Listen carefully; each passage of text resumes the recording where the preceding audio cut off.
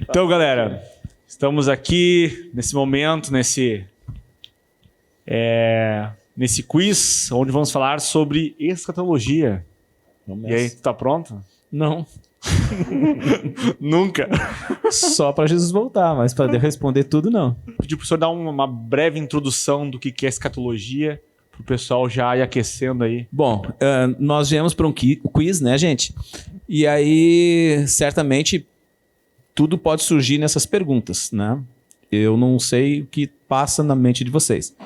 Eu quero já me precaver aqui, dizendo que talvez eu não saiba responder tudo, né? Porque quando a gente aborda a temática escatologia, ela tem várias fontes, vários caminhos, várias interpretações, e tem coisas que, na minha experiência mesmo, enquanto estudante do tema, em algum momento da vida eu pensava de uma certa maneira sobre um determinado assunto.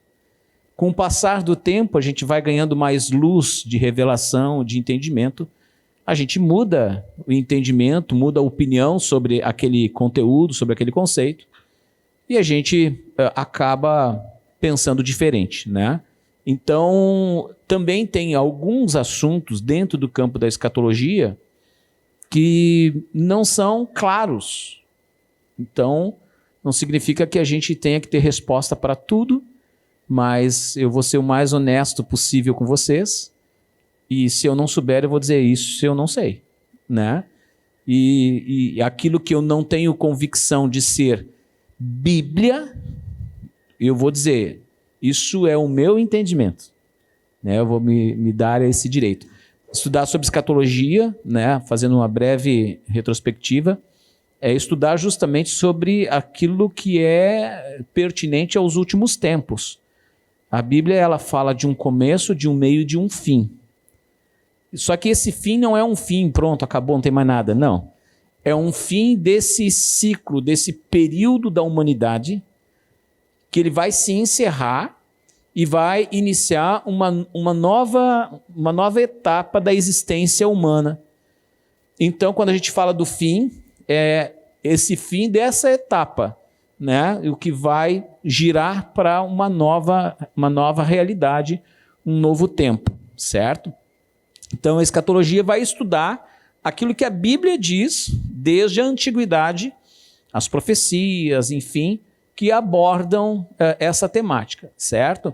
Ela vai nos apresentar sinais, vai nos apresentar, tem um linguajar muito rico em metáforas, em simbologia. Então, interpretar os símbolos trazidos nas profecias também é outro desafio, porque os símbolos eles têm que ser compreendidos não à luz da nossa época. Nós temos que fazer um mergulho mais profundo no entendimento do que aquele símbolo representava para as pessoas que ouviram aquela palavra há 2.000 anos atrás ou há 2.500 anos atrás, depende de quem falou, né? Então, se estivermos falando de Apocalipse, João, estamos falando de praticamente 2.000 anos atrás. Então, o que ele quis dizer com aquele símbolo? O que aquilo representa em linguagem para os dias de hoje? Então, isso tudo é desafiador e isso tudo requer muito estudo para nós não falarmos bobagem. Sem contar que, como falei, acho que foi no primeiro encontro, existem as correntes teológicas que vão tratar da escatologia de forma completamente diferente.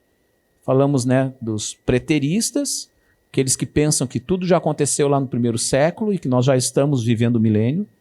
Nós falamos dos historicistas, né, que entendem que Apocalipse ou as profecias foram se cumprindo já ao longo da história e que nós estamos vivendo já as profecias. E temos futurista, né, que compreende que, sobretudo, as profecias de Apocalipse, elas estão voltadas para um tempo futuro, que aborda um período que ele é inaugurado, como na profecia de Daniel, a 70ª semana de Daniel, né? A última, Daniel falou de 70 semanas proféticas, onde 69 delas já se cumpriram, e falta uma semana dentro do calendário profético trazido por Daniel. E essa uma semana é uma semana de anos, representam 7 anos. Então, esses 7 anos vai falar de um período que, conforme eu trouxe aqui para vocês, que aborda um período de um governo, chamado governo do Anticristo, que vai inaugurar também para nós que cremos e também para o povo judeu, um período de grande perseguição, que é chamado período de grande tribulação. Então, essa semana, esses 7 anos, eles vêm a se encaixar com a maior parte das profecias apontadas no livro de Apocalipse. Por isso, nós tratamos isso como futurista. Os episódios, os sinais dos tempos estão apontados para esse período histórico, que ainda não iniciou, mas nós estamos... Para quem crê nessa... Olhem para mim. Para quem crê nessa tese, e eu particularmente é a que eu creio, né? As profecias, nós estamos vivendo agora o princípio das dores. O princípio das dores, eles vão preparar o ambiente para se desencadear essa semana de 7 anos, conforme a profecia. Então, basicamente, isso aí. Então, assim, a gente liberou aquele link ali, que é o ibnsm.com/identidadejovem/quiz, certo? Temos aqui algumas perguntas já que entraram lá, ok? E eu tenho algumas minhas também, mas eu peguei bem leve, Eu pensei em pegar, mas eu pensei assim, não, fazer isso. Se eu não souber, eu não sei, vai estudar. Te vira. Certo? Então, eu tenho algumas aqui. Eu vou pegar algumas em ordem que saíram lá no formulário, tá? Mas eu vou dar para ele uma pergunta, ele responde, ok? Eu vou me controlar aqui, né? Primeira pergunta aqui, ó. Quem morre nesse tempo, antes da volta de Jesus, sobe aos céus ou permanece em um tipo de sono até que Cristo volte? No segundo encontro, quando nós falamos de teologia, de escatologia pessoal, né, individual, nós abordamos esse ponto e falamos lá que o sono da alma é uma tese, mas ela não se confirma pelas escrituras. A expressão sono, né, usada para quem morre, ela é uma figura de linguagem, não é literal. Então, nós temos várias outras passagens que mostram, que apontam para uma existência após morte, né? O próprio Senhor Jesus, ele faz uma ilustração, não é uma história que ele conta, não é uma história real, é uma ilustração que ele faz, mas ele usa elementos da realidade. Quando ele fala da história do rico e do Lázaro, onde o rico... E cabe aqui acentuar que não é pelo fato de ser rico ou de ser pobre. Não é esse o X Então, onde aquele rico, que ele não era um homem justo, e por isso ele foi condenado, ele já entra num estado de tormento. Não é o inferno, não é o Geena, como a gente explicou, né? Mas é um espaço no Hades, onde ali já a pessoa está em tormento. Aquele que morre tendo sido justificado pelo Senhor, ele passa a ser, então, tido como justo diante de Deus. Né? Entenda, nós só somos justos porque fomos justificados. Nós somos incapazes de nos justificar a nós mesmos, certo? Para ficar bem claro aqui, não confundir as coisas.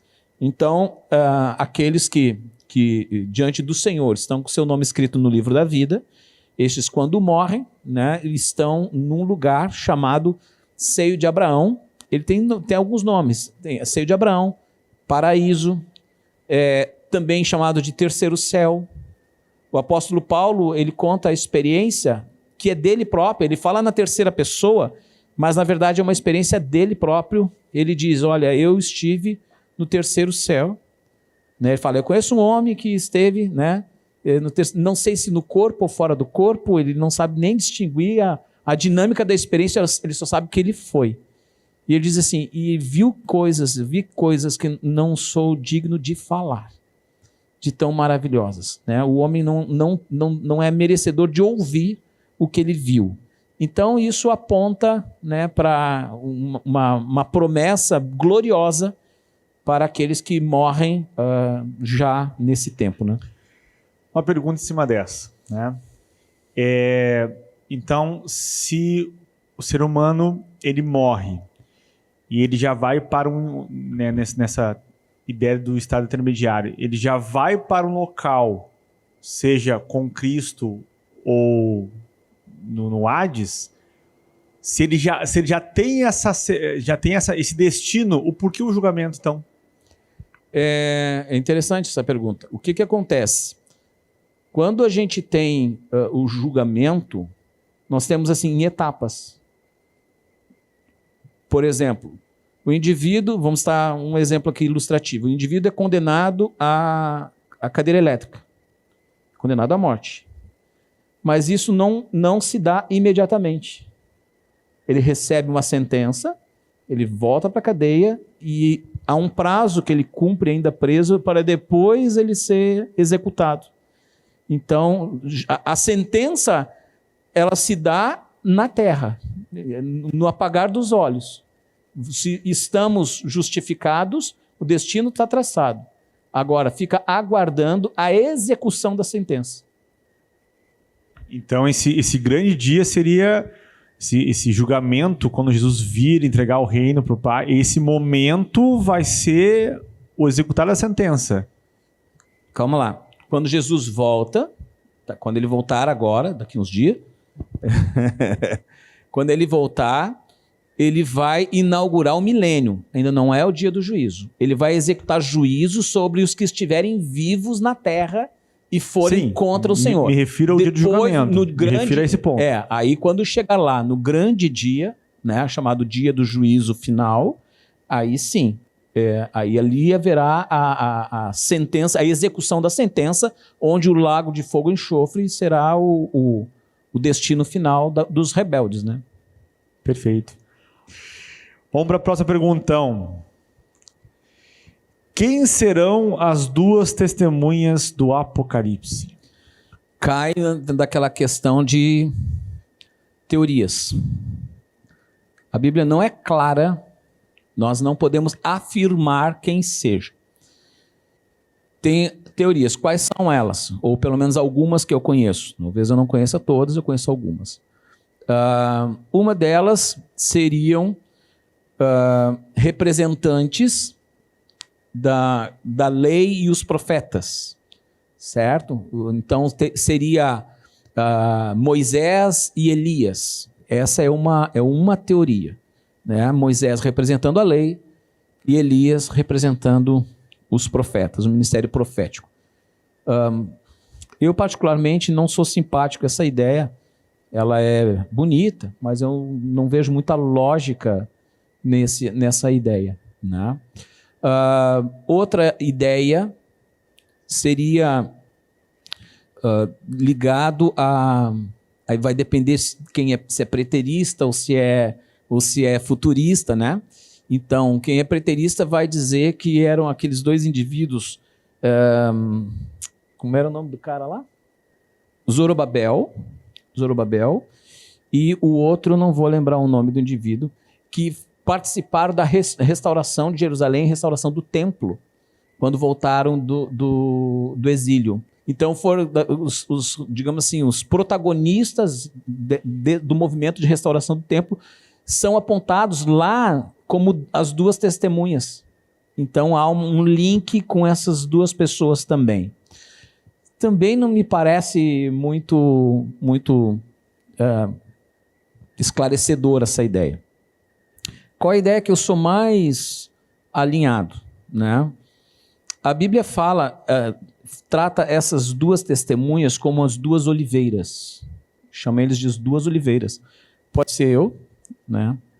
Meu sobrenome é Oliveira, para quem não sabe, né? Mas a Bíblia trata essas duas testemunhas como as duas oliveiras. E a Bíblia fala sobre a figura das duas oliveiras, a oliveira verdadeira e a oliveira brava. A oliveira verdadeira, ela é chamada de oliveira verdadeira porque ela é cultivada. Ela é cultivada. Então, a oliveira, quando cultivada, ela tem todas as suas propriedades de fruto, de lenha, de tudo. Tudo nela é aproveitado, né? E as escrituras tratam a nação de Israel como oliveira, como essa oliveira verdadeira, que foi uma nação que Deus cultivou. Entre todas as nações da terra, é a única nação que Deus, mediante o pacto, desde o princípio, Deus cultivou essa nação. A cultura da nação, ela é forjada pela Torá, pela palavra de Deus. Então, Israel seria a oliveira verdadeira.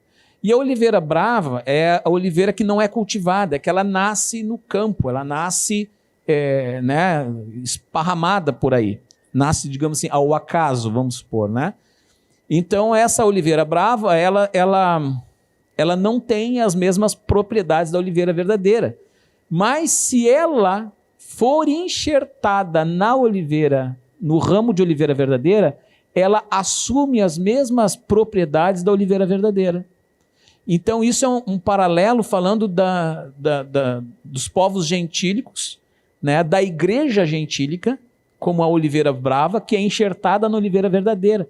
Então, essa ideia me parece muito interessante, de as duas testemunhas serem representantes da igreja e da comunidade judaica que vão se opor ao ministério do anticristo.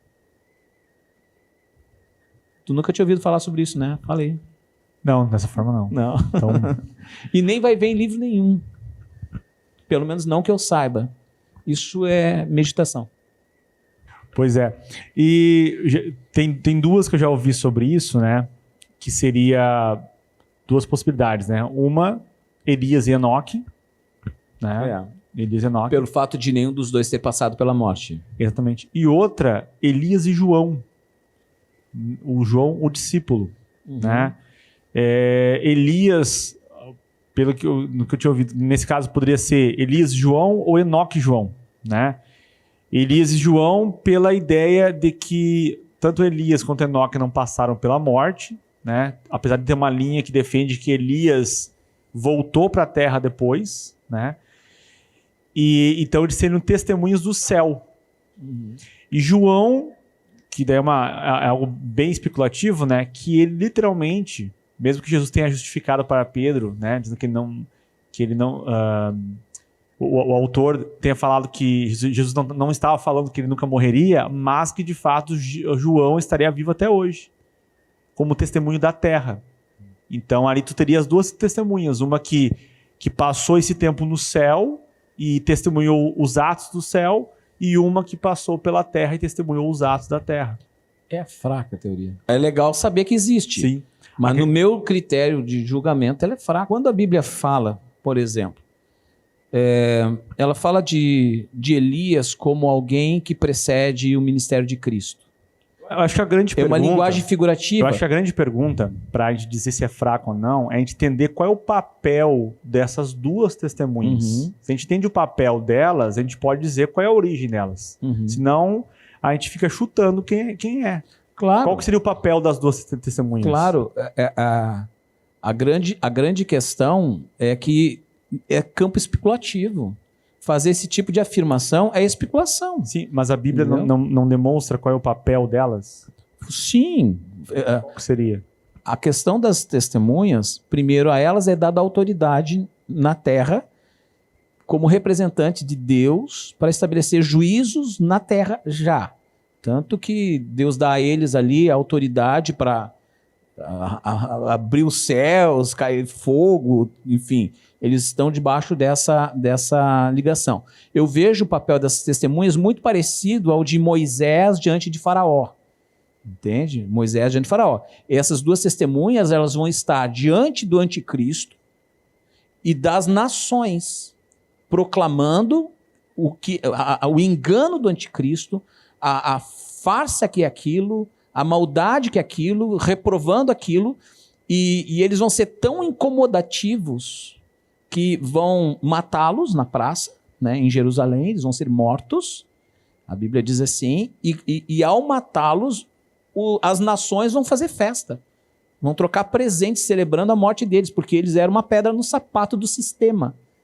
Eles vão ser uma pedra no sapato das autoridades vigentes a serviço do reino do anticristo. Então, eles têm esse papel denunciador, bem típico do que Moisés e Arão fizeram diante do faraó. Mas por que elas recebem o nome? Nesse caso, entendi que você explicou que elas vão fazer algumas operações. Uhum. Mas por que elas recebem o nome de testemunhas? Testemunhas do quê? Bom, elas são testemunhas, sobretudo, do reino de Deus, são testemunha da vontade de Deus, do projeto de Deus para a humanidade, e são testemunhas contrárias àquilo que está sendo estabelecido na Terra. E o que evoca a testemunha delas, a autoridade da testemunha delas, são sinais. Os sinais é que vão legitimar que elas são, de fato, estão falando por Deus. Então, é essa a questão dos sinais. Muito legal. Apóstolo, na época dos seus 20 anos de idade, como você via essa questão do final dos tempos em relação ao caos que estamos vivendo? Naquela época também era assim?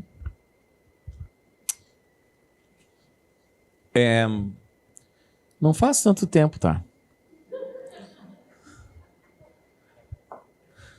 Essa é para humilhar, né? Tá bom. Então, o que acontece?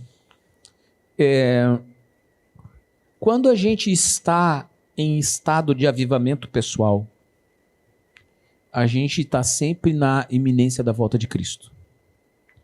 Sempre que tu entra em avivamento, né, você fica acordado, aceso com relação a essa expectativa da volta de Jesus.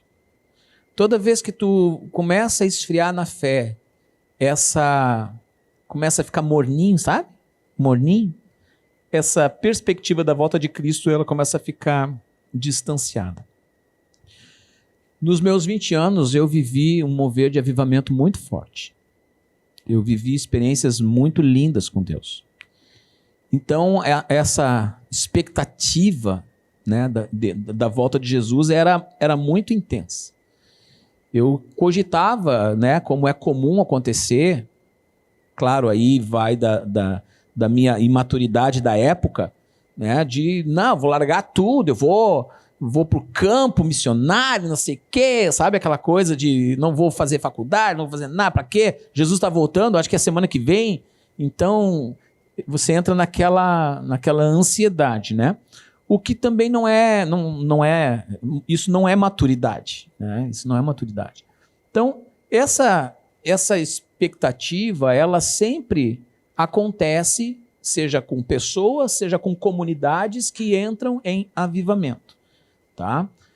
Isso a história mostra, né? O apóstolo Paulo escreve aos Tessalonicenses dizendo que era mandando os caras ir trabalhar, porque os caras estavam na expectativa que Jesus ia voltar já, ali, agora, e não tinha sentido eles ir trabalhar na rotina deles, no dia a dia, fazer as coisas de sempre, porque o que importava para eles era viver com Deus, adorar a Deus e falar do amor de Jesus para as pessoas. E o apóstolo Paulo dá um norte para eles. Não, vão trabalhar. E ainda diz aí, quem não quer trabalhar, que não coma. Né? Então, Paulo ele dá uma equilibrada por entender que tinha muita coisa ainda a acontecer. E, de fato, já são 2000 anos e as coisas ainda estão acontecendo. Agora,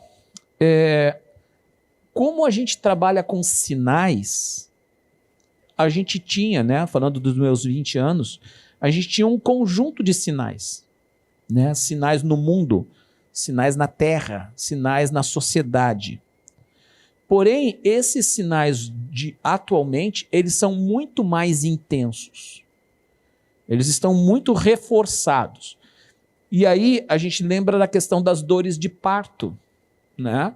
A dor de parto, ela começa uma dorzinha, uma contração bem espaçada entre uma e outra.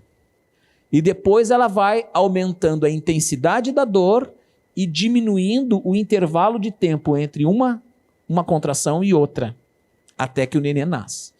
Jesus usa essa figura de princípio das dores para trazer isso ao nosso entendimento. As coisas vão acontecendo cada vez com intensidade maior, mais rápido, né? E só que a grande questão é, mesmo tendo todos os alertas possíveis, muita gente vai estar dormindo. Muitos cristãos ou ditos cristãos vão estar desligados, desatentos. A Bíblia diz isso.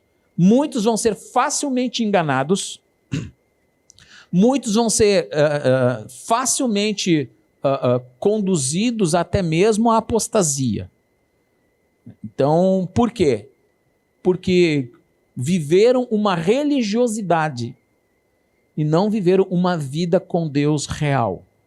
Então, esse é o nosso grande desafio. Fugir da religiosidade para viver a vida com Deus de verdade. Sabendo que a Bíblia por si só não possui várias interpretações, mas somente uma. Iremos ter também ensino das outras correntes doutrinárias sobre escatologia para podermos ter uma conclusão por nós mesmos ou apenas aprenderemos a que foi ensinada nessas últimas 2 aulas, ou seja, sem conhecer as outras correntes. Eu fiz citações das outras correntes, né? Por considerar importante saber que existe.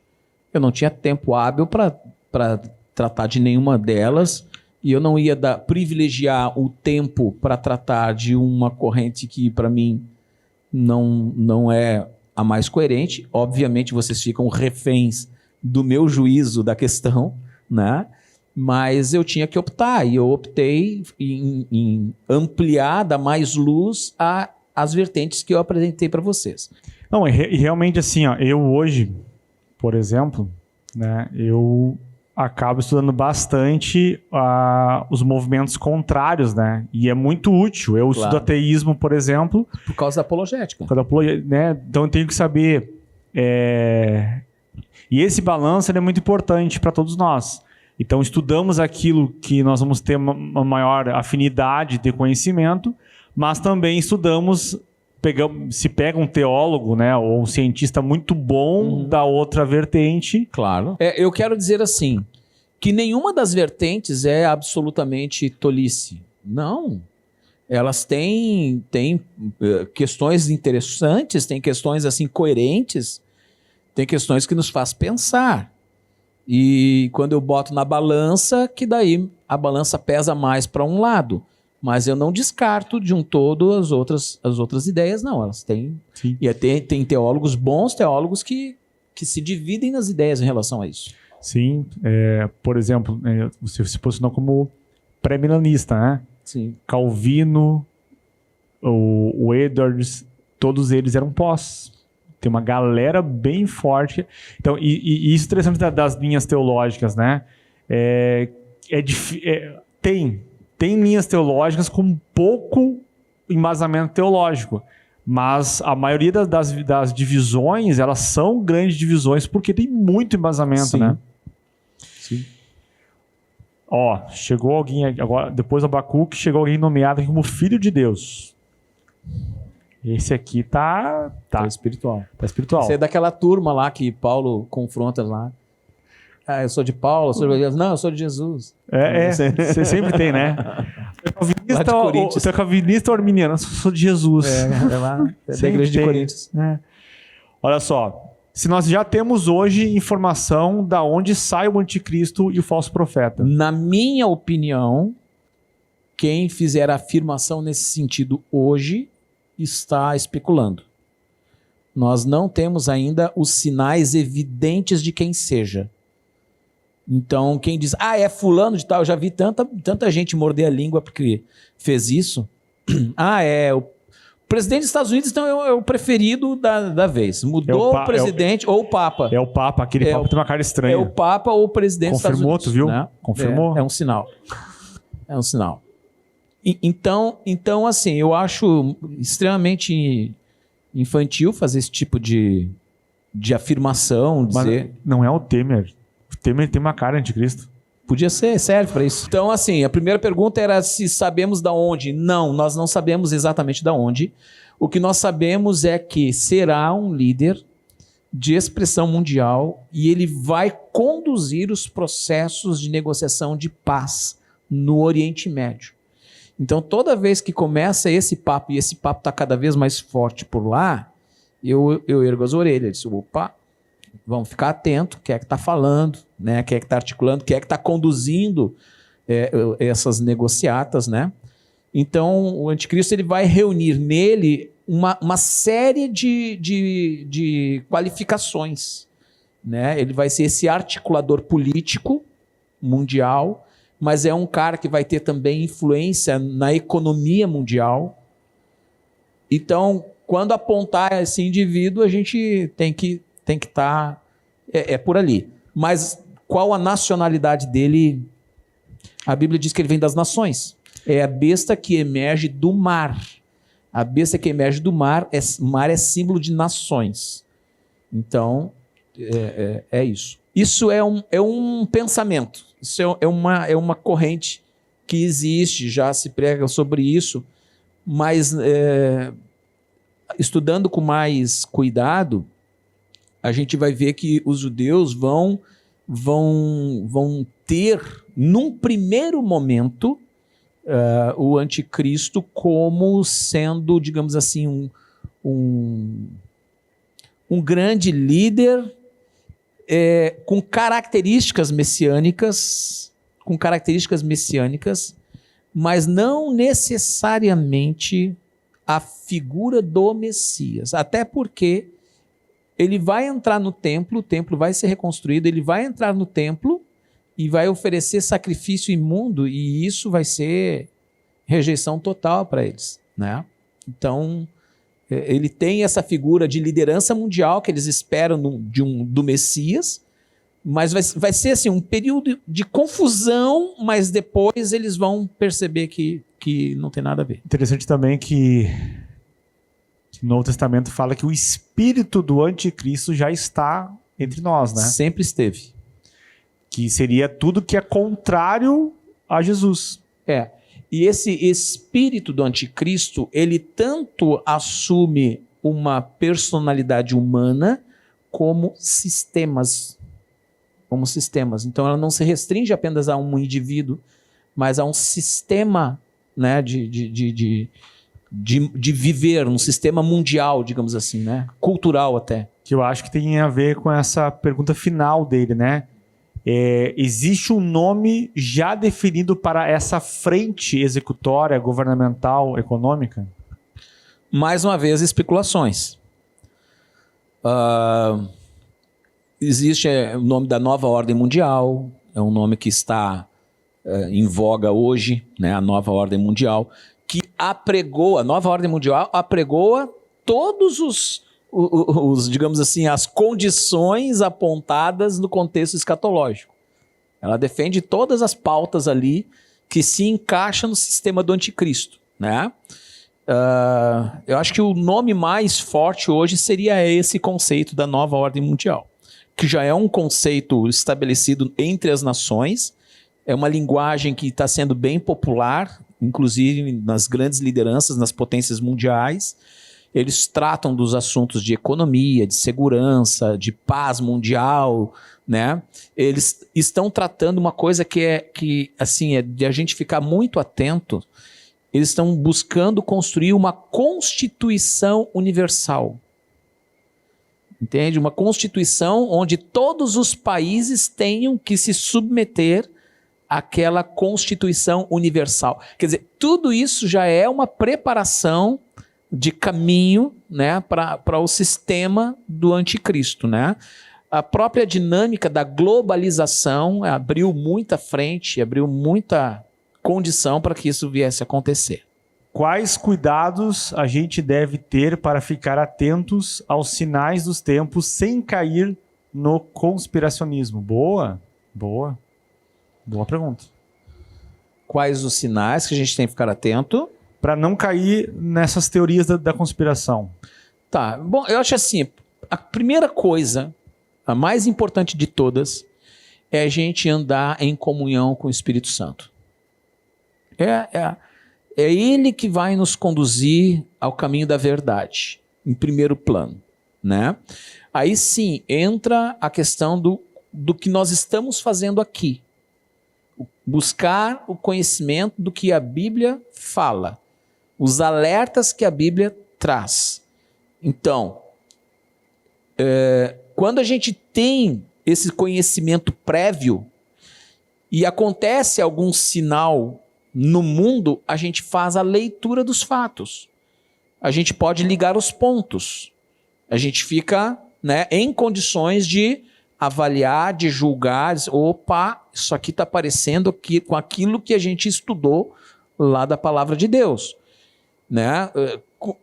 Se alguém vier para você e der uma xerox, né, uma fotocópia de uma nota de R$100 e vai, estou te pagando o que eu te devo, dá uma xerox de R$100, tu aceita como pagamento? Não, porque imediatamente tu vai ver que aquilo é falso. E como é que tu sabe que aquilo é falso? Tu só sabe que aquilo é falso porque tu conhece o verdadeiro. Então, quando a gente conhece a verdade, conhecereis a verdade e a verdade vos libertará. Tu conhece a palavra, quando vem o engano, tu tá, opa, não é assim. Não é isso não é verdade. Você consegue se esquivar, né? O funil que vai acontecer vão ser num período de 7 anos. Isso é certo. São 7 anos, sendo que os últimos 3 anos e meio é que a coisa vai pegar feia. Então, a gente tem que suportar esse período, né? E quais serão as tentações, ou não digo tentações, mas quais serão os pontos que nós vamos ser provados, né? Vamos ser provados. A Bíblia diz que o sistema vai estar montado de uma tal forma que para comprar, para vender, você vai ter que estar imerso no sistema. E quem se opõe ao sistema, ele vai ser perseguido, né? Ele vai enfrentar perseguição. Então, é essa questão. A gente vai ter que estar disposto, em muitos casos, eu vou dizer algo bem forte aqui, em muitos casos, dispostos a morrer. Como foi no começo da história da igreja. Muitos crentes morreram por amar a Cristo. E era uma situação bem menos até, digamos assim, a gente olha hoje e diz, que coisa estúpida, né? Mas chegava um soldado e chegava para ti e só dizia assim para você, declare agora que o imperador é o Senhor. O conceito de Senhor era o conceito de Deus. Declare agora que o imperador é o Senhor. Se a pessoa dissesse isso, ia embora. Tem ninguém vendo. Tem ninguém. Qual é o problema? Eu digo aqui, eu vou enganar ele aqui. Eu digo, ele é o Senhor. Isso era o suficiente. Se a pessoa tomasse essa atitude, ela era traidora de Deus. Ela negou a Cristo. E se ela dissesse a verdade, não, só Jesus é o Senhor, ele era morto. Ele era morto só por dizer, Jesus não é o imperador, não é Nero, não é Domiciano, não é esses caras que são o Senhor. Só Jesus é o Senhor. Pronto, vai mortinho. E era tanta gente, vocês terem uma ideia, eles faziam a iluminação de ruas de Roma. Sabe como? Eles penduravam em postes cristãos e ateavam fogo nos caras para iluminar as ruas à noite. Roma era uma cidade com mais de 1 milhão de habitantes, naquela época já. E eles traziam presos ainda de outras cidades para iluminar as ruas com corpos, só porque a pessoa não reconheceu que o imperador era o Senhor. Vocês acham que Deus não amava aquelas pessoas? Então, a ideia de que, como que Deus vai permitir que aconteça isso com a gente? A gente é tão queridinho de Deus, a gente é tão bonzinho.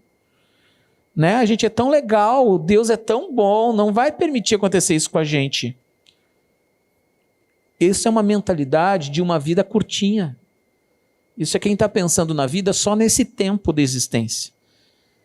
Né? A Bíblia fala, com os próprios textos escatológicos, fala do galardão, da recompensa para aqueles que são mártires. Mártires de Cristo. A recompensa deles é bárbara. É fantástica. Ao ponto de dar inveja de querer ser morto como um mártir. A igreja vai precisar passar por esse arroxo, por esse aperto para purificar, para ela ser mais autêntica. Vamos longe, nós estamos numa pandemia que, claro, tem seus riscos, mas quanta gente se anulou na fé. Se anulou na fé. É muita gente. No mundo todo. Peneira Paz. O pessoal tá criativo nos nomes aqui, ó. Ruth brasileira. O anticristo viria talvez das teorias ditas de esquerda, ideologias neoliberais, com início talvez de uma guerra ideológica, talvez surgindo desse sistema socialista que está implantando nas mais diversas áreas por todo o mundo. A Ruth brasileira tá polêmica. É. Mas se surgir um Judas aí, eu não respondo. Pode deixar. Tá. Se alguém te dar um beijo aqui também... Vejam só. Essa é uma questão delicada. Porque é uma questão política, evidentemente. Então, eu vejo que os extremos, eles não refletem os valores do reino de Deus. Eu não vejo nem na esquerda, né, ao lado da esquerda, os valores do reino de Deus, e eu não vejo na extrema direita os valores do reino de Deus também não. O pastor é centrão. Não é isso. É que existe algumas considerações de lado e de outro que elas têm a ver com princípios do evangelho, né? Então eu não abraço nenhuma vertente política como sendo essa aqui é a bíblica. Não, a Bíblia tem um outro padrão, é mais elevado, né? De justiça. A linha mestra digamos, da política do reino de Deus é a justiça. Só que é uma justiça da ótica de Deus, e não na justiça da ótica humana. Eu gostei muito da ministração do pastor Humberto, quando ele falou sobre a questão da justiça. Ele disse, no olhar do mundo da justiça, depende quem é que está segurando, né? A balança, quem é que está segurando a espada. Então a justiça ela é pessoal ao gosto do freguês. Não, nas escrituras, Deus é que tem o padrão de justiça dele.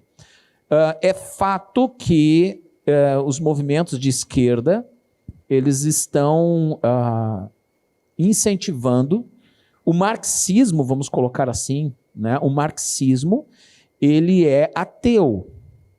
O marxismo, ele desconstrói os valores cristãos, porque, na linguagem de Marx mesmo, né? É o ópio do povo. Mas, na verdade, ele desconstrói qualquer padrão religioso. Não apenas o cristianismo, mas qualquer fundamento religioso, ele traduz como algo ruim para a sociedade, né? Aí tem o porquê disso, enfim. E quando a gente avança na história do marxismo e a gente adentra no marxismo cultural, que é o nosso maior enfrentamento hoje, nós não estamos tendo um problema quanto ao marxismo clássico. Nosso problema maior hoje é o marxismo cultural. E este é terrível, porque ele penetrou em todos os canais da sociedade, né? E ele tem desconstruído, enfim, tudo que se pode pensar de virtuoso, né, eles têm conseguido esse efeito. Entenderam? Então, assim, é fato que o marxismo cultural ele tem destroçado a nossa sociedade, e eu penso que isso se soma a outros movimentos mundiais que vão consolidando, né, aplanando o caminho para o anticristo passar depois. Se Jesus já reuniu o seu povo através do arrebatamento, qual a finalidade de prender Satanás por 1000 anos? Jesus volta nas nuvens, os mortos em Cristo ressuscitam, se encontram com ele nos ares, e os vivos, os que estiverem vivos naqueles dias e que, digamos, estão com o seu nome escrito no livro da vida, eles vão ter essa experiência do chamado arrebatamento, onde também vão se encontrar com Cristo nos ares. Mas não é para ir morar no céu. Esqueça isso. Tá? Então, se encontra. O que fica na terra? Fica na terra os povos e os homens que se rebelaram, que serviram ao anticristo. É importante dizer aqui também que quando a gente fala sobre esse império do anticristo, tem gente que pensa que vai ser todas as nações. Não, tem nações que vão negar. Tem nações que não vão se dobrar ao governo do anticristo. Por isso nós temos que lutar pela nossa nação, para que a nossa nação seja uma. Né? Vamos colocar assim, né? Dependendo quem tiver no poder, no governo, vai dar as mãos para o anticristo e voltar as costas contra Israel. Quem vai ser o elemento balizador? Israel. Então, quem der as mãos para o anticristo vai ser contra Israel. Então, você pode ver os movimentos políticos que são contra Israel já estão abraçados com um camarada lá, né? Então, quando a nação ela é pró-Israel, ela já tem um ponto a favor dela: abençoarei os que te abençoarem, amaldiçoarei os que te amaldiçoarem. Então, Jesus volta, reúne os seus nos ares e fica na terra aqueles que são opositores. Esses vão sofrer a execução da parte de Deus, da parte de Cristo. É quando Cristo Jesus vem executando. Vai ser uma chacina. Geograficamente já está posicionado. Na saída do Egito ali, pegando o lado da Jordânia, estou falando geografia atual, e adentrando até o vale do Armagedon, certo? É um L. A Bíblia mostra qual é a distância, fala da chacina que vai acontecer ali. Diz que o sangue vai até a altura do freio dos cavalos. Vai levar, se não me engano, cerca de 6 meses só para os animais devorar, decompor aquelas carnes todas, porque não vão ter como enterrar tudo aquilo. Então vai ser um banquete de aves de rapina e bestas feras. Essa é a ilustração que a Bíblia traz. E aí o que acontece? Então há essa sentença sobre esses que se opõem a Deus, que servem ao anticristo, mas no paralelo é aqui que entra as bodas do Cordeiro. É aqui que entra o casamento de Cristo com a sua noiva. Então, esse grande banquete, essa grande celebração, uma grande festa na terra de Cristo com os seus, os que ressuscitaram e os que foram arrebatados, ok? Uma grande celebração como uma festa de casamento, tá? Para quê? Para governar a terra. Tá, mas tem um outro povo que vai estar na terra, que são aqueles que não seguiram o anticristo, mas ainda não eram discípulos de Jesus. Entenderam? São os chamados amigos do noivo. E estamos falando de nações. Estamos falando de nações. Então, Satanás ele é aprisionado Porque agora inaugura-se um tempo, que é o chamado milênio, onde a terra vai ser restaurada. Entra o processo de restauração da terra. Cristo, com o seu povo, restaurando a terra. É quando então nós atuaremos na terra, reinando sobre a terra, junto com Cristo. Função sacerdotal e função de governo. Para quem? Para todos os amigos do noivo que não se renderam, mas eles vão precisar conhecer o evangelho, conhecer, e eles vão ter essa liberdade. A terra não vai ter a influência de Satanás. É por isso que o Satanás vai ser aprisionado. Não vai ser dado a ele a oportunidade de influenciar as nações durante esse período, porque vai ser um período de restauração. Todo o trabalho vai ser de trazer a ordem inicial, como era no Éden antes do pecado. Então esse vai ser o grande movimento. Agora, no final desse período, tá? Satanás vai ser solto novamente. Por quê? Quantos anos tem o Brasil? Se tu não souber me responder, eu vou te mandar para a 3ª série. Quantos anos tem o Brasil? Vamos arredondar a 500 anos, tá? 5 séculos. Qual era a população do Brasil no início do seu, digamos assim, da sua colonização, né? O Brasil, como geografia e povo, já existia, né? Os índios que aqui estavam. Mas pós-colonização, nós estamos falando de algumas caravelas que vieram de Portugal e se estabeleceram aqui, e hoje nós somos quantos? Perto de 220 milhões em 500 anos. Estão entendendo? Agora tu imagina 1000 anos. Então aquele povo remanescente que vai ficar sobre a terra, que evidentemente vai ser um povo bem mais reduzido, a população mundial vai reduzir muito, muito, possivelmente a menos de 1/3 do que é hoje. Possivelmente menos de 1/3 do que é hoje. Mas vão voltar a se multiplicar.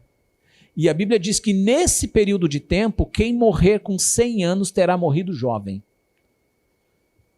Então vai dar para multiplicar mais ainda. Entenderam? E aí o que acontece? Todos esses que nasceram, que vão viver durante esses 1000 anos, eles vão, de alguma forma, eles vão precisar passar por prova, por um teste, né? Como todas as outras gerações passaram por teste, eles vão também ter que passar por teste, senão Deus seria injusto. Mas Deus é justo. Então lá no final, eles vão passar pelo teste. Satanás é solto, qual é a intenção? Trabalhar pela sedução. Ele vai querer seduzir os povos para se rebelarem contra o governo de Cristo. É um papo esquerdista. Entendeu? Esse cara aí está muito tempo no poder, essa ditadura aí, 1000 anos aí governando, você não acha que está na hora de dar uma renovada? Vamos fazer um piquete aqui, vamos fazer uma...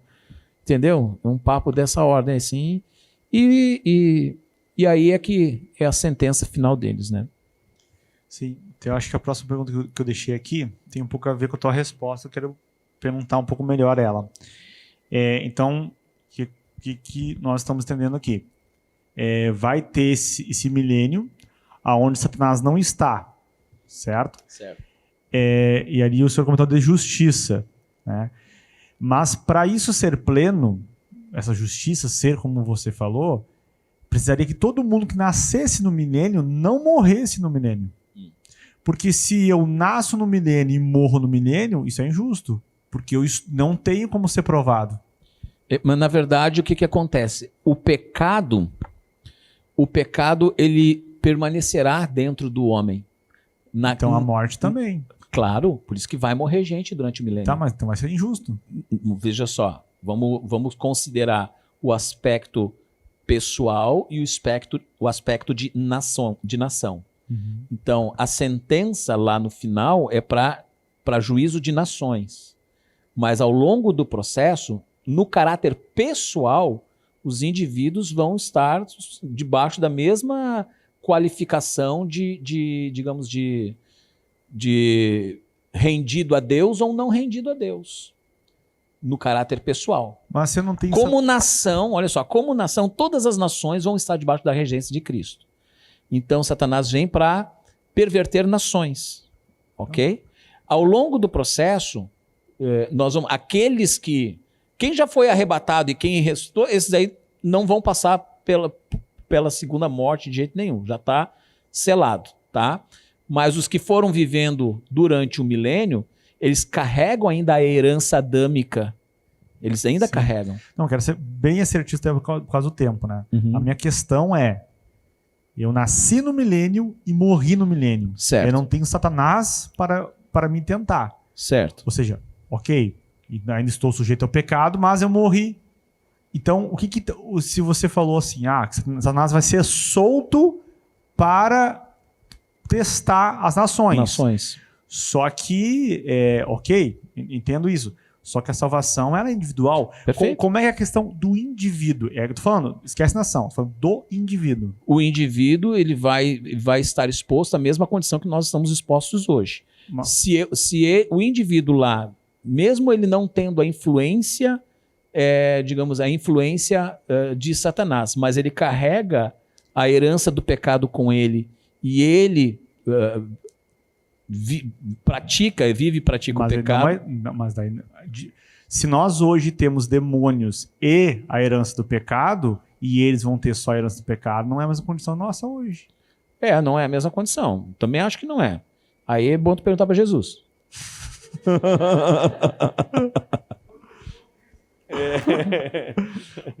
Eu não sou digno nem de desatar as correias dos seus pés. A Bíblia só diz que vai ser muito rápido. Não diz tempo. Só diz que vai ser rápido. É por pouco tempo. O quanto? I don't know. Certamente pela sagacidade dele, o tempo que for dado para ele vai ser útil. Para ele, né? Sim. Então, imagina que Cristo estará reinando sobre a terra, estará, né, a sua base, o seu reinado sai de Jerusalém, ok?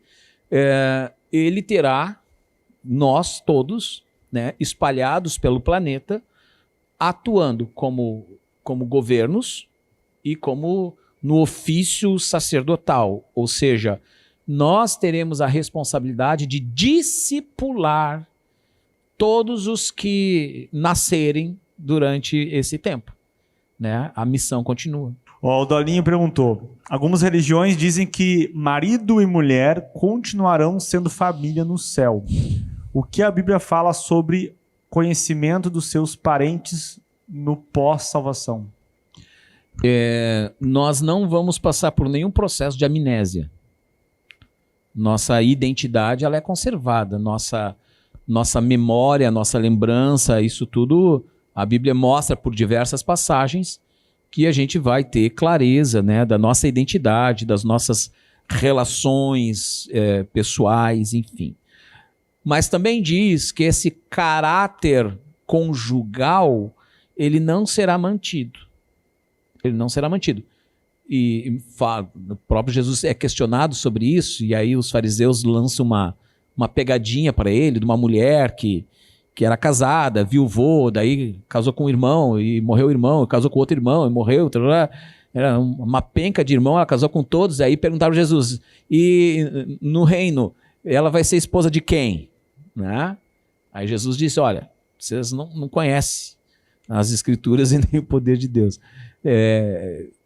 A realidade da eternidade é que o nosso corpo físico ele terá as mesmas condições dos seres angelicais.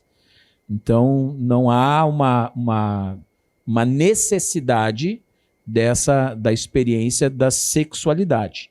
Então, nesse aspecto, seremos irmãos.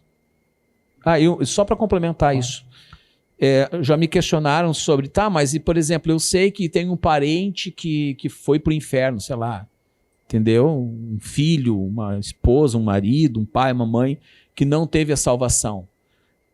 A Bíblia não traz detalhes sobre essas coisas. A única coisa que a gente deve se confiar é que o senso de justiça de Deus, nós vamos estar impregnados da justiça de Deus. Então, o nosso sentir, o nosso pensar, ele vai estar absolutamente alinhado com o padrão divino. Então, se alguém for condenado, nós estaremos pelo Senhor entendendo a justiça de Deus e não sofreremos. O que é importante entender é que, para nós, o sofrimento não existirá. A Bíblia diz que o Senhor enxugará toda lágrima, não haverá dor, não há enfermidade, não há... toda a vida plena e abundante. Então, nós não precisamos nos preocupar com isso. E isso é interessante, né? Porque às vezes a gente tenta imaginar nós em algumas situações no céu, né? Mas com sentimentos e a mentalidade do hoje. Não. Que é a pergunta que já foi feita, né? Como eu vou conseguir conviver morando no céu sabendo que um parente meu, minha mãe ou alguém muito querido foi condenado ao inferno? A história, ela está planejada por Deus em períodos chamado dias. E seguindo a lógica, tá? Da própria Torá, nós temos um padrão estabelecido. 6 dias Deus trabalhou, 7º é descanso. 6 anos tu lavra a terra, no 7º, descanso para a terra. Aí tem o ano do jubileu, que era 7 períodos de 7 anos, né? Então, no 50º ano era jubileu, era um dia de juízo e justiça de Deus sobre a terra, no sentido de acabar com a fome, acabar com as diferenças sociais, era um monte de coisas que restaurava na terra. Então nós temos essa nomenclatura de dias para esses períodos de tempo. Quando se pensa na história da humanidade, há contagens que se faz, tá? Que de Adão até nós, nós estamos beirando os 6.000 anos. Ok? 6.000 anos. Não vou entrar na discussão de achados arqueológicos de Homem das Cavernas, não vou entrar nisso. Estou falando no viés bíblico, na leitura bíblica, tá? Na cultura bíblica. 6.000 anos. Ora, pergunta difícil. Quanto tempo dura o milênio? 1.000 anos. Nota que o milênio ele se encaixa como o Shabat. O Shabat da Terra, né? Da humanidade, da história da humanidade. Então, Cristo ele ressuscita nos últimos dias, se for considerar esse padrão de tempo. Ou seja, ele vai ressuscitar no 5º dia. Então, se nós estamos no 6º dia, o próximo dia é milênio. Então, isso se enquadraria com ser últimos dias. É uma linha de pensamento que é muito interessante. Entendeu? É muito interessante, mas é uma linha de pensamento. O fato é que Jesus é tido como a primícia dos que dormem, porque até ele ninguém havia, de fato, ressuscitado na condição que ele ressuscitou. É diferente do que aconteceu com Lázaro.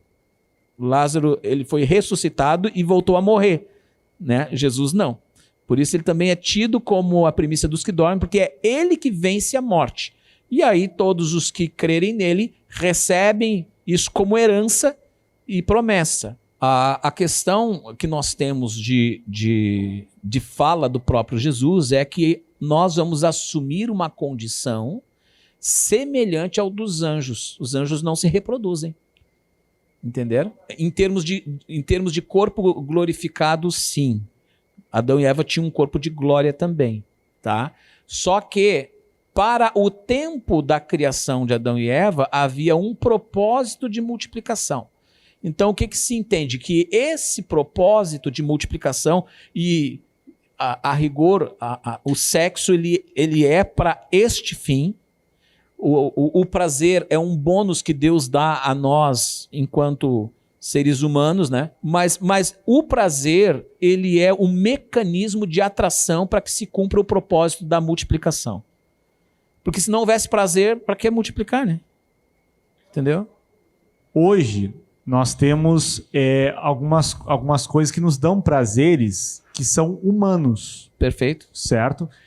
E E a comida, nesse caso, se presta para isso também. E algumas coisas que, além de serem prazeres humanos, também são necessidades fisiológicas. Certo. Como se dá é isso, né? Esses prazeres e essas necessidades durante esse período.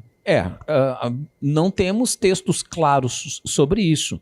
Nós temos algumas evidências, tá? Quanto à sexualidade, temos essa fala isolada de Jesus. Eu já ouvi teólogos dizendo que não, que haverá a vida conjugal normalmente. Ok, eu só não achei a fundamentação bíblica para essa afirmação, porque as afirmações que eu vi nesse sentido, elas eram muito subjetivas e não teológicas, tá? Quanto à comida, nós temos, por exemplo, Cristo no seu corpo ressurreto, comendo com os discípulos. Quando Jesus morreu, Sim. tem o relato que pessoas ressuscitaram. Perfeito. Essas pessoas morreram? Ok. Isso, né? Elas morreram? Sim. Morreram. E elas vão ressuscitar? Certo. Penso eu, tá? Digo eu, não o Senhor. Se elas ressuscitaram porque elas morreram em Cristo. Elas eram discípulos. Só ressuscitou discípulos daqueles dias. Se eles permaneceram fiéis até o fim, creio eu que é o processo Deus é justo. Mas se porventura algum deles se apartou do caminho, mesmo após ter tido essa experiência de ressurreição, creio eu que eles não terão essa mesma chance. Mas só para contextualizar o pessoal, quando Jesus morre na cruz, tem um relato que fala que algumas pessoas ressuscitam e entram nas cidades. E a pergunta é, por que esse evento acontece? Legal. Esse é um dos embasamentos dos preteristas. Tá? Os preteristas vão dizer que todos os sinais anunciados por Jesus ali, quando ele explica Mateus 24 para os discípulos, todos os sinais se cumpriram dentro do primeiro século, inclusive a ressurreição dos mortos. E eles apontam aquela ressurreição dos mortos como a prometida por Deus, que ela já aconteceu. Então Adão tinha que estar caminhando por lá? Então, percebe que é inconsistente a defesa, tá? Por isso que eu não sou partidário delas, mas é um dos argumentos dos preteristas. O que eu vejo que Deus fez, não apenas nesse caso, mas em muitas oportunidades ao longo da história, Deus dá amostras grátis do que ele vai fazer em plenitude. Até porque nós temos vários relatos de pessoas que ressuscitaram. Sim. Né? Sim. Deus vai dando ao longo da história, digamos assim, a ideia de amostra grátis é boa, né? Aquela provinha do sorvete, foi tu que pregou uma vez, né? Tu prova para entender o gosto, tu prova para saber o que é, mas tu não te esbalda naquilo, né? Então, tudo que Jesus disse que iria acontecer, aconteceu de fato no primeiro século, mas não na sua plenitude. Existe um mandamento: não matarás, né? Ou não assassinarás. Esse seria o termo mais próximo do original. Isso vale para qualquer sentido da vida, seja do próximo, seja da tua própria, né? Então, você está assassinando a si mesmo. Isso infringe no decálogo, direto nos 10 mandamentos, né? Onde a Bíblia expressa em dizer: não herdarão o reino de Deus os que tais coisas praticam. Agora, eu não tenho a menor condição de julgar um fato desses, você nessa situação, se a pessoa naquele milésimo de segundo se arrependeu diante de Deus, Deus é que sabe. Nessa do suicídio, tem uma visão bem interessante, é que primeiro, né, que em nenhum lugar na Bíblia fala sobre o suicídio, no sentido de que a pessoa que cometeu o suicídio vai para o inferno. A gente não tem essa afirmação. A gente tem situações, por exemplo, Saul cometeu suicídio, Judas cometeu suicídio, Sansão cometeu suicídio, né? Alguns alegam Sansão como herói que cometeu um suicídio para matar ali um grupo de líderes, né? Então teria sido um suicídio nobre, por exemplo. Uma coisa que na minha mente vem muito. Ontem eu li com o Maurício, a gente olhou, né, aquele filme Deus Está Morto. E o professor, ele é ateu. É um filme muito bom, Deus Está Morto 1. E no final, meio pro final ali, ele é atropelado por um carro e tem uma dupla de pastores ali que chegam nele. Ou seja, o que eu coloco sobre o suicídio é que nós não temos acesso, justamente a esse termo que eu uso, né, ao último segundo da pessoa. Então não sei o que aconteceu naquele último segundo. Então realmente fica difícil. Eu acho que é muito fácil nós mapearmos quem vai para o céu, porque nós temos algo que Paulo nos fala, Jesus nos fala, que são os frutos de arrependimento, né? Mas é muito difícil nós dizermos que se alguém foi para o inferno. Tem uma discussão com Moisés, agora não lembro se é Deuteronômio, acho que é 9 ou 4, que o pessoal às vezes vem e fala, mas não nos cabe a nós. O que Moisés está falando em relação a isso é que o povo está questionando Moisés sobre o porquê algumas pessoas têm benefícios ao invés de outras não terem. Por que Deus faz isso? Aí Moisés fala, olha, essa condição, que é uma condição muito interna, nós não temos competência de julgar. Entende? Quando uma pessoa ela peca e se arrepende, Deus tem a condição de olhar dentro dela e verificar o arrependimento dela. Nós não temos. Nós temos uma outra condição, que é justamente o fruto. Certo? Mas, na ausência do fruto, eu não consigo também dar uma determinância se eu não consigo olhar lá dentro. Que é a questão essa de um suicida. Que é alguns casos que nós temos de pessoas que serviram a Deus há anos da sua vida, ficaram com alguma debilidade psicológica ali, naquele momento, e surtaram por causa do remédio, cometeram suicídio. Eu penso que Deus não vai olhar apenas aquela porção. Deus é um ser extremamente justo, muito mais do que qualquer um de nós aqui, somados e multiplicados ao infinito. Entende? Deus ele vai ter um critério extremamente justo. E por mais que a nossa mente hoje não compreenda esses critérios, eu acredito que nesse momento que nós teremos o corpo e a mente transformada, nós entenderemos esses critérios. Agora, nós não podemos esquecer que existe a regra e a exceção da regra. A regra é não se suicide. Então seguir pela exceção, né? Entendeu? Seguir pela regra. Uma coisa que a gente tem que levar em consideração na filosofia a gente chama isso de mundos possíveis. Certo? Deus conhece todas as possibilidades. Se a pessoa tomou um veneno, e estou indo para a filosofia cristã agora, certo? Do raciocínio. Se a pessoa tomou um veneno, Deus sabe que se ela tivesse 10 segundos a mais, ela se arrependeria. Deus sabe que é a condição mental dessa pessoa e o que a pessoa ia fazer caso ela não tomasse o veneno. Entende? Tem vários textos na Bíblia que Deus fala, se você estivesse indo por esse caminho, teria acontecido isso. Então Deus sabe. Eu acredito que se Deus, ao saber esse mundo possível de arrependimento, Deus daria um tempo para ela a mais. Que é o caso do Deus Não Está Morto lá, onde o carro bate no professor e o carro poderia ter matado na hora o professor. Claro, é um filme, entende? Mas daí o cara ganha alguns segundos a mais. Quando eu penso em justiça de Deus, eu penso nisso. Entende? Que se o cara vai ter uma condição de arrependimento, Deus vai dar esse tempo. A Bíblia fala os 144 mil. Né? mas estou só pincelando um ponto aqui. Eu lembro, tem uma tríade de filmes, né, heréticos, que é o Deixados para Trás. Bem antigo esses filmes, né? Que fala que Jesus vem, leva a galera, o Espírito Santo sai da terra e essa galera tem uma segunda chance pelo seu próprio esforço. É a teologia do dispensacionalismo. Isso. O que eu quero perguntar aqui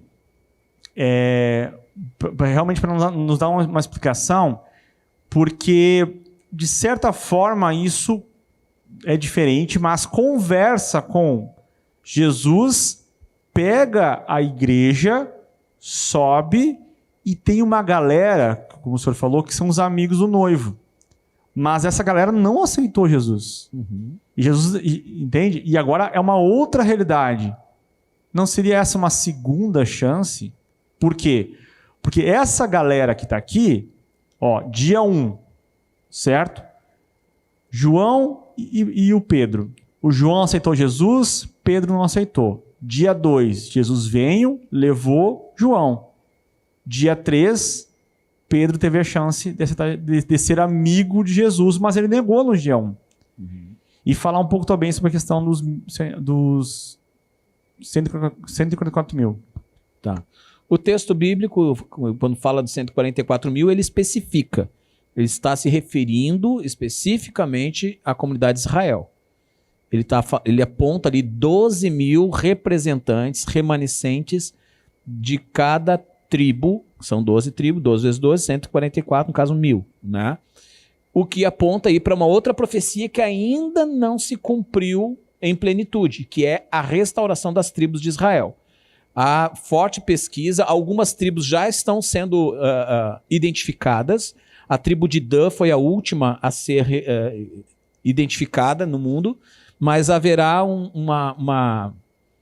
reconhecimento. Então aí fala de 144 mil representantes. Então, estes digamos assim, farão frente desde o tempo aí da grande tribulação. Eles serão os remanescentes de Israel que não se curvarão para o anticristo. Ok. Aí esses dois grupos se igualam. Em qual ponto? Eles não aceitaram Jesus. Não, 144 mil sim. 144 mil sim. Eles são judeus messiânicos, vamos dizer assim. São judeus messiânicos. Isso. Ok.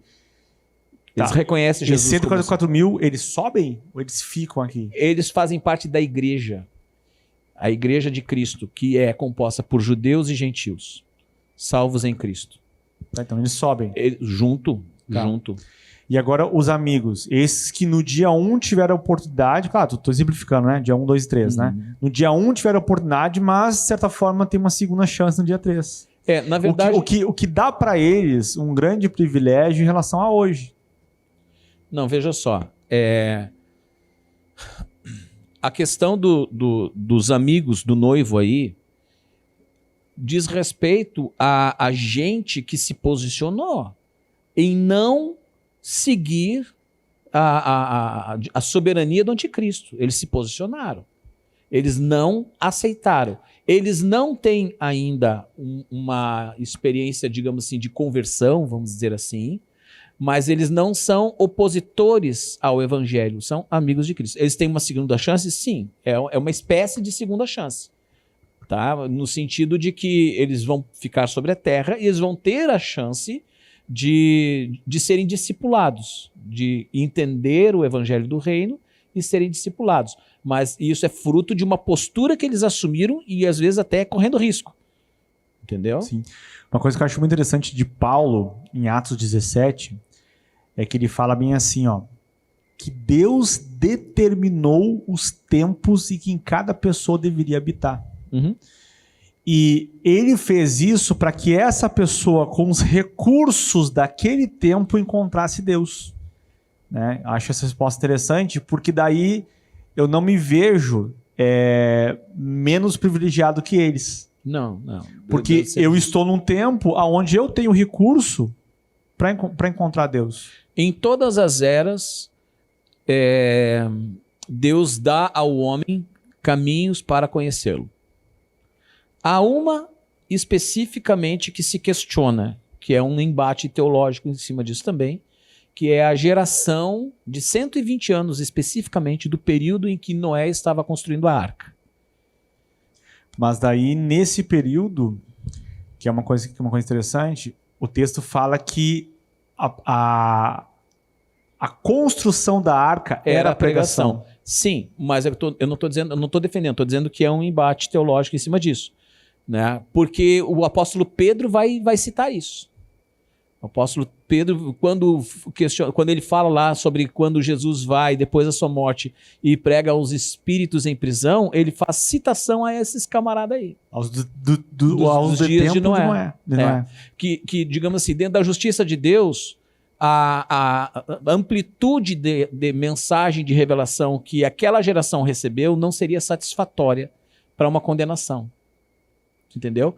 Aos que nasceram e cresceram durante... Porque Deus disse para Noé, enquanto ele construía a arca, o meu espírito não contenderá para sempre com o homem. E Deus se retira da sua forma de manifestação na terra.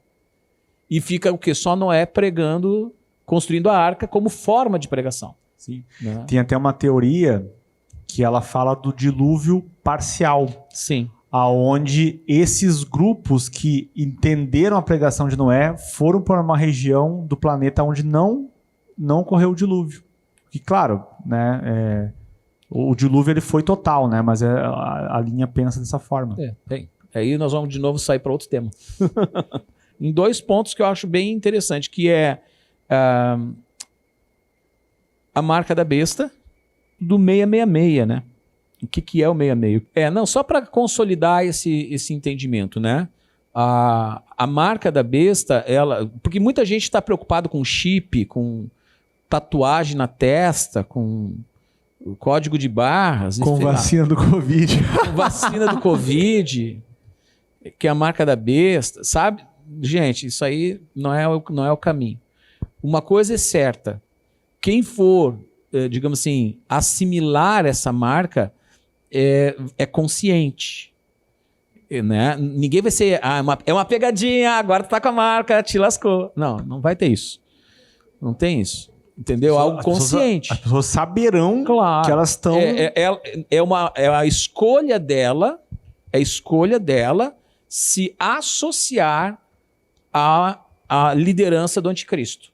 Ponto. Como isso vai acontecer? Aí é um processo. A marca é estabelecida aonde? Na testa ou na mão.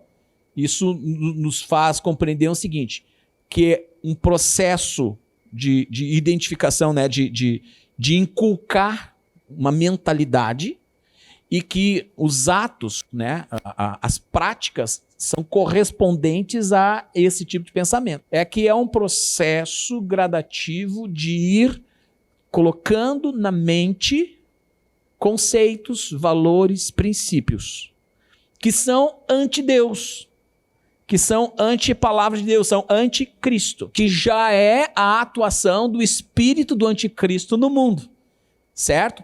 E por que o 666? Aí, digo eu, não li, mas fruto de meditação minha, tá? O número 6, ele fala do número de homem, porque o homem foi criado no 6º dia, certo? Então, o número de homem é o número 6. Toda vez que na Bíblia algo se repete 3 vezes, ele quer dizer que há uma plenitude daquilo. Santo, santo, santo. O que isso quer dizer?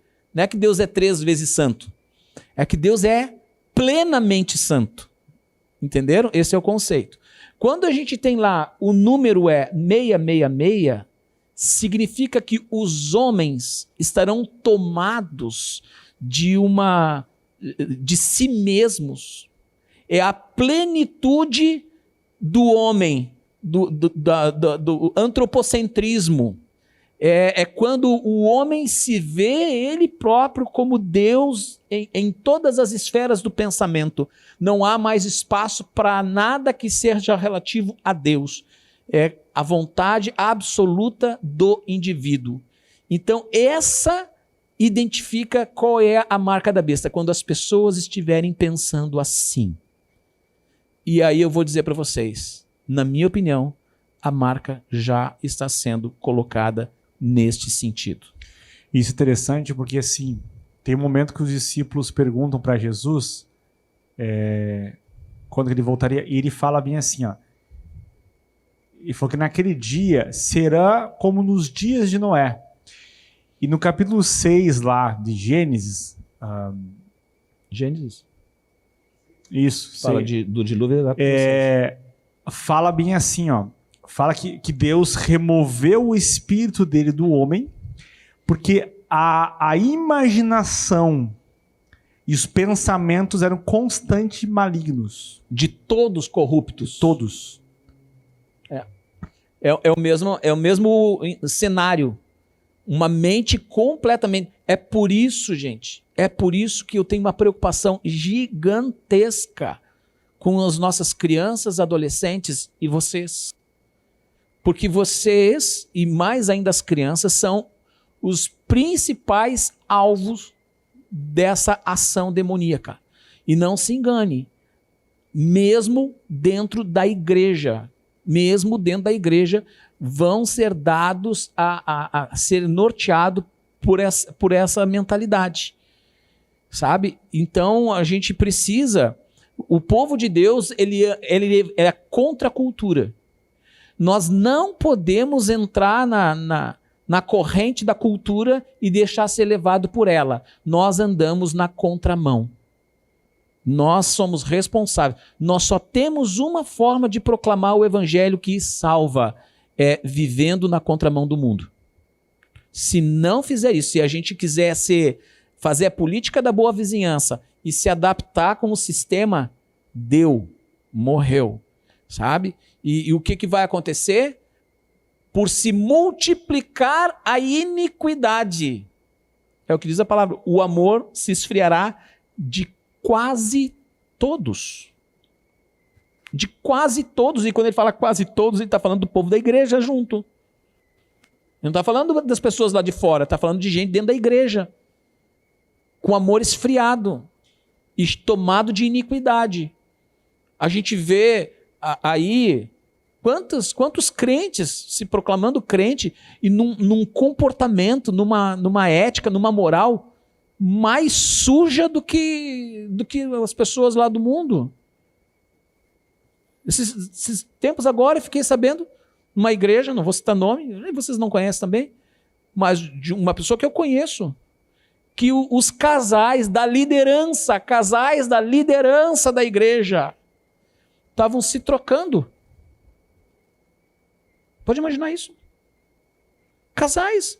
Hoje tu fica com a minha mulher, eu fico com a tua. Semana que vem a gente troca de novo. Aí vamos convidar outro casal. Liderança de uma igreja grande. Você pode imaginar isso? O que está acontecendo? E aí vai o sexo antes do casamento.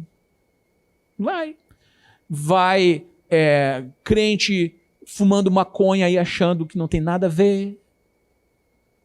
Crente é a vida do mundo mergulhada, entrando e assumindo o controle das mentes. Então, gente, é por isso que nós estudamos escatologia, para saber o que está rolando e não cair na canoa furada.